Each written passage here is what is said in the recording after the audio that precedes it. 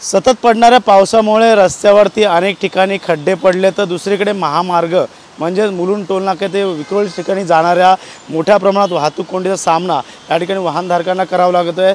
Signal यंत्रणा असेल या टोलनाका, त्यामुळे मोठा नाहक त्रास या ठिकाणी वाहनधारकांना कामावरती जायला होत आहे। मात्र या ठिकाणी पाहायला गेलं तर गेल्या काही दिवसापासून काही महिन्यापासून रोजची ही वाहतूक कोंडीचा सामना वाहनधारकांना करावा लागतो। त्यामुळे नक्कीच मोठ्या प्रमाणात या ठिकाणी वेळ देखील लागत आहे त्यांना कामावरती जायला। त्यामुळे नक्कीच वाहतूक विभागाकडून अनेक उपाययोजना केल्या असल्या तरी मात्र सध्या या ठिकाणी लावलेली सिग्नल यंत्रणा असेल या टोल नाके, त्यामुळे टोल भरून जे ते या ठिकाणी वाहनं सोडली जातात। त्यामुळे नक्कीच याचा फटका जो आहे तो या ठिकाणी वाहनधारकांना होत आहे। त्यामुळे लांबच लांब रांगा 2 ते 3 किलोमीटर या ठाणे जकात नाका ते मुलुंड टोल नाक्याच्या पुढेपर्यंत लागलेले आहेत। त्यामुळे नक्कीच वाहतूक कोंडी कधी दूर होईल हे देखील पाहणं गरजेचं राहणार। मात्र सध्या तरी जड अवजड वाहनं असतील या बसेस असतील या चारचाकी दुचाकी वाहनं या ठिकाणी गेल्या अर्धा ते पाऊण तासापासून धीम्या गतीने आपलं मुंबईकडे जात आहेत। त्यामुळे नक्कीच याचा फटका जे आहे ते वाहनधारकांना बसत आहे। त्यामुळे वाहतूक कोंडीचा सोडवण्यासाठी वाहतूक विभागाकडून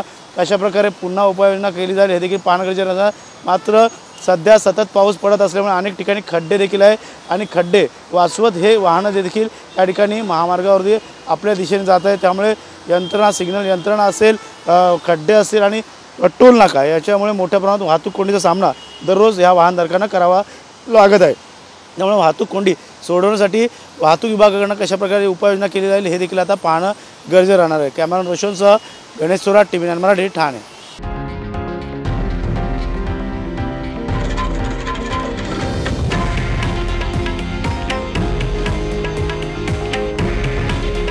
हे आहे देशातील नंबर 1 न्यूज नेटवर्क आणि आपण पाहत आहात TV9 मराठी।